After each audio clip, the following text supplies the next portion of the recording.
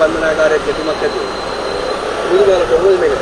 නෑ ඇත්තටම දැන් මේක මොන යම් විදියකට පරණ කතා කිව්වත් ඇත්තටම මේ මද්ද්‍රව්‍ය විරෝධී ක්‍රියාවලියක් ගියා යුක්තිය මෙහෙයුමලමින් ඉවත් වෙනු කියලා මේ ආණ්ඩුවේ ක්‍රියාවලියක් ගියා මේවයින් දසදහස් ගණන් මද්ද්‍රව්‍ය නිල වශයෙන් හෝ නිල නොවන විදියට අතම්මු කියනවා පොලිසිය දාලා කියලා. ඉතින් කොහොම හරි දසදහස් ගානක රැඳවියන් පිරිසක් ඉන්නවාද? ඉතින් ඒගොල්ලන්ට අප ලබා ගැනීමේ ක්‍රමවේදයක් නැහැ. මොකද ග්‍රෑම් 10ට වඩා වැඩියෙන් තියනවා නම් අප ලබා ගන්න ඕනේ අභියාචනාත්මක. ඒක තියෙන්නේ කොළඹ. ඊළඟට මේ ග්‍රෑම් 10ද ඊට අඩුද වැඩිද කියලා හොයන්න ඕනේ රස පරීක්ෂක ගාව මේ වගේ නඩු දසදහස් ගානක් ගොඩ ගැහිලා. ඒ ප්‍රශ්න විසඳන්න නැතුව මේ බන්ධනාගාර පුරෝලා 800ක් ඉන්න තැනට 4000ක් දාලා ඒ කියන්නේ එක්කෙනෙක් ඉන්න තැනට 5 දෙනෙක් දාලා මහා තදබදයක් ඇති කරලා මිනිස්සුන්ට නිදා ගන්න නැහැ. මිනිස්සුන්ට රිමාන්ඩ් බන්ධනාගාරය කියන්නේ අච්චු ලවපු කෙනෙක් දඬුවම් ලවපු කෙනෙක් නෙවෙයි.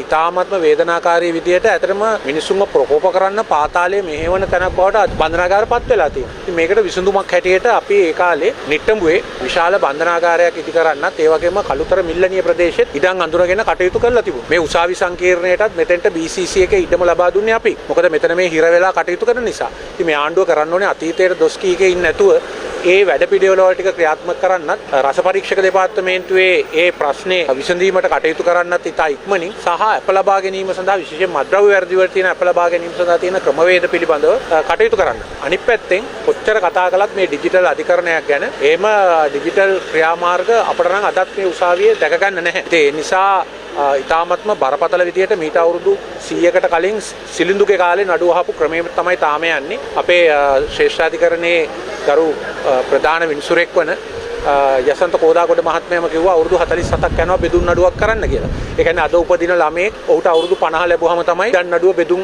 නඩුව විසඳෙන්නේ.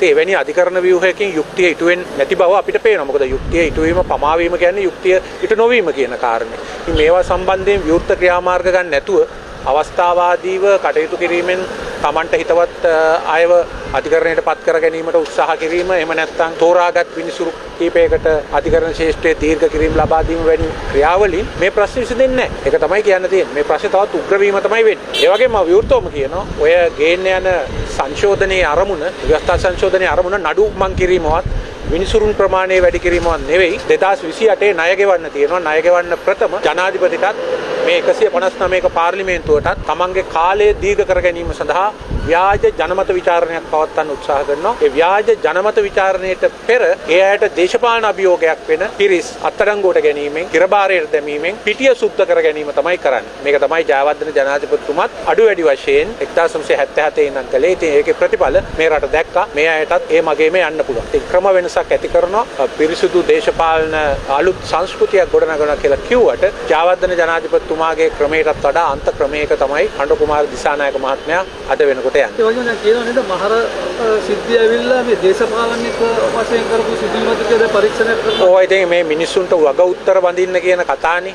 වග උත්තර බඳින්න කියන කතාව. හැබැයි ඒවා විමර්ශනය කරලා හරියට කියන්නේ නැතුව ඔය අදහස පළ කරනවා. කන්ටේනර් පන්නලා තියෙන්නේ දේශපාලන මැදිහත් වීමකින්ද කියලා හොයලා බලන්න. ඒ වගේම ගල්ලංගුරු නැව් 30ක් වංචා කළේ දේශපාලන මැදිහත් වීමකින්ද කියලා අපි හොයලා බලන්න.